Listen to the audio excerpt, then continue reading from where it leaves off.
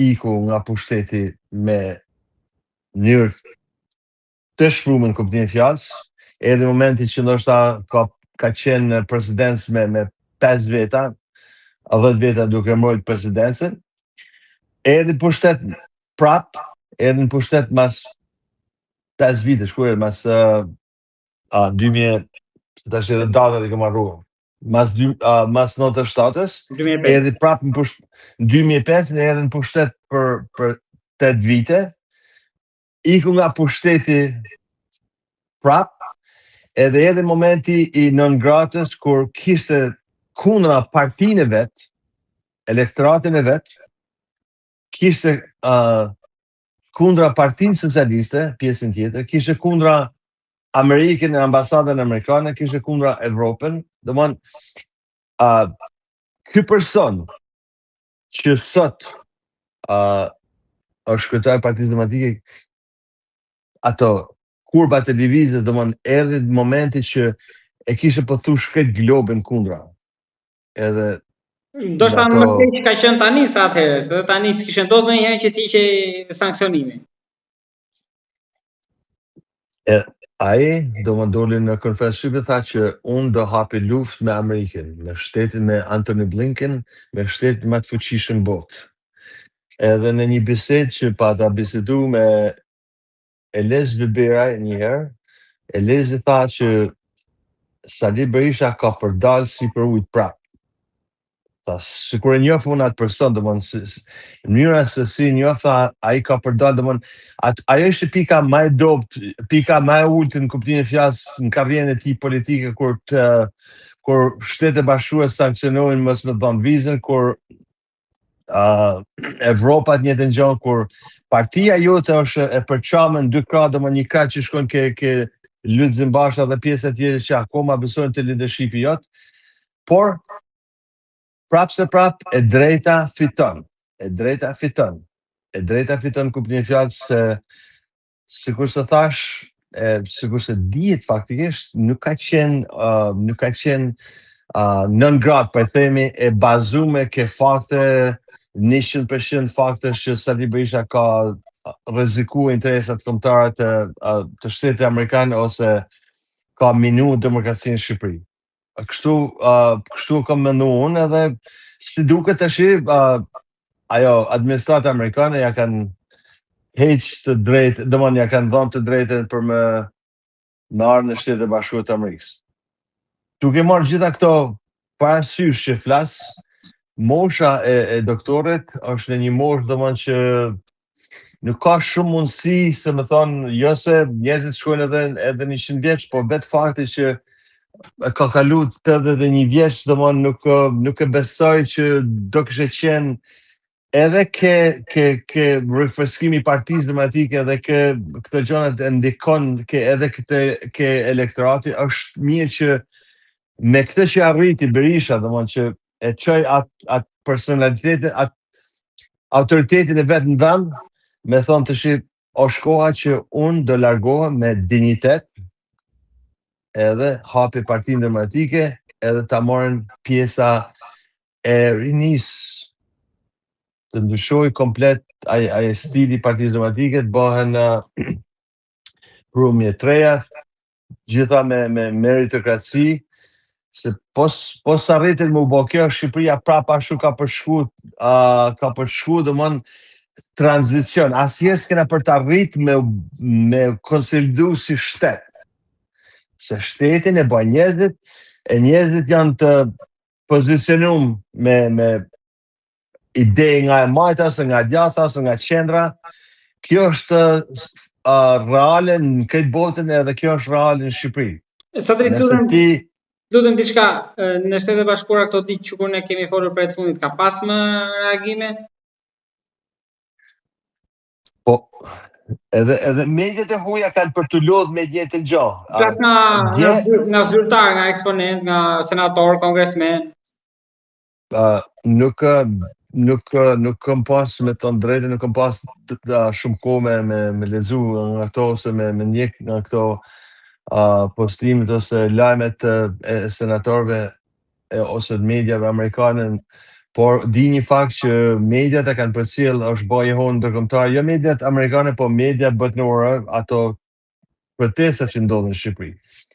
Dhe dje Rama mendon se njerëzit janë gomer. Kështu mendon Rama, thoshte që mediat e huaja kanë bë se ai këtë protestat i simbolizon me pelikan. Me pelikan.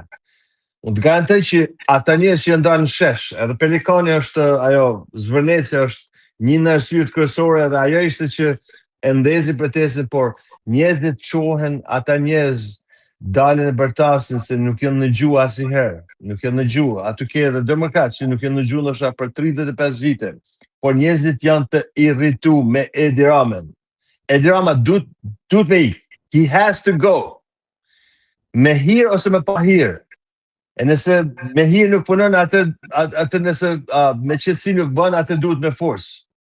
Me marrë ato masa që sikur thash me përshkallëzua. Rama nuk ik me paqe. Rama del e bollizon shqiptarët, del e bollizon rinin, i quhen fashista. Kjo është ai mendimi jam që unë mendoj për Edi Ramën. Unë para 2 vitesh kur shkoj në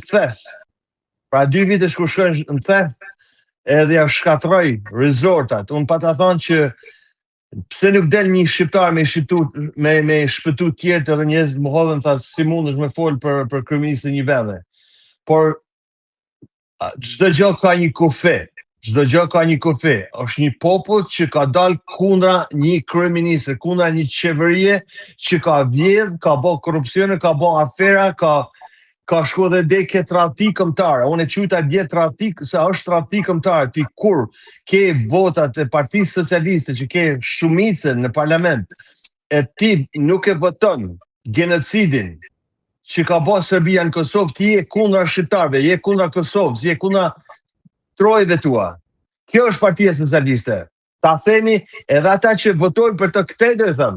Nëse ti nuk voton me shpall domon genocidin që ka bërë Serbia në Kosovë, atë ti nuk je shqiptar, nuk ke gjak shqiptare. Ti nuk e di çfarë gjaku ke. Këto janë arsye që njerëzit dalin e protestojnë. Rama, sikur se thash, e vetmja metodë që mundesh me largu Ramën nga pushteti është krijimi një formacioni politik nga protestuesit, përshkallëzimi i protestave, edhe Rama detyrohet të ikë nga pushteti. Shqipëria shkoi në të bëjë një qeveri teknike për 1 vit, 2 vjet, sa ta mendojnë ata, edhe që konsolidohen forcat që të shkojnë në zgjedhje, të ndryshojnë domon tërësisht, duhet me ndryshuar ligji elektoral, janë me mira gjëra që duhet me ndryshuar, mu afru pak a shumë me Kosovën që kena domon e kena kanë 15 vit pushtet, 15 vjet shtet. As 1% nuk kena afër me Kosovën. Ne kena si më thon qysh në po flas nuk e di se sa vite u bën domon se s'po llogarit ato vite e komunizmit, por të paktën nga 90 deri tash i bëjmë gjoja zgjedhje demokratike, votime demokratike edhe nuk kena as 2% ku është Kosova sot. Kështu që njerëzit që dalin protest, që lanë kohën, lanë pushimin, dalin përballojnë rrugë me vapen, me protesten, duhet me po thirrë secili vetvetes. Ku po na çon kjo? A prodhovi diçka? Unë shoh se ka prodhuar në kuptimin që vetë fakti që një deputet i ka ikë Ramës ka prodhuar diçka në arenën ndërkombëtare se është bë lajm ndërkombëtar, por Rama prap aty është. Rama dele bën show, e ka atë podcastin. Unë nuk jam njeri që jam kundra fesë, ose unë besoj në një fuqi minatueshme që është, që themi Zoti, por shikosh, unë e quj për ulje kur unë e shoh kryeministrin e një vendit tim, që mi ka një 30 bezelyka këtu, jo bezilika, po janë, nuk e di, disa njerëz thonë për good luck ose për fat.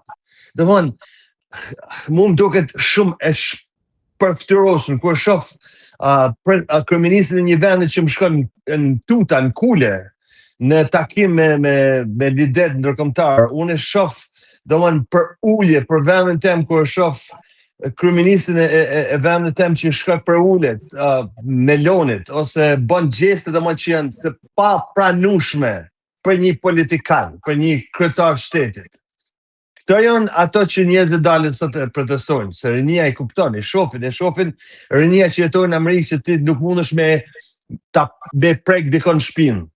Se nuk është e liushme, nëse ti në një vend pune ke prek dikon shpinë, ose ke prek për me morë një favor se gjoja i tregon që je mik me ta, ose ki raporte seksuale, janë dame gjana. Sidomos kur je në politik, nuk mundesh me i bë këto gjana. E kjo është arsyeja domthonjë që njerëzit duhet të bëjnë thirrje vetë ju me thonë, dolem next date, çfarë do të bëjmë nesër ku është plani jon. Nëse 14 ditë, 15 ditë kjo protestë nuk ka prodhu diçka që për çka ka ndarë rrugë për dorëheqjen e Rams, atë duhet të ndryshu strategjia. 100%. Duhet të ndryshu strategjia deri zota gjën atë momentin që ta finalizojnë me dorëheqjen e Rams. Përndryshe, protesta ka për të venit, njerëzit kanë për të lodh, edhe nuk ka me prodhu asnjë gjë, prapë Rama ka për dal, edhe do bollizoj si protestën, si partinë opozitare, edhe do jetë prapë në pushtet. Ne duket sikur jemi vetëm në mes të gjithë saj që po ndodh Sadri dhe besoj që në të ardhmen do kemi mundësi që të flasim prapë për zhvillimet atje dhe këtu. Unë të falenderoj shumë për bisedën nderuar. Faleminderit edhe nga ju.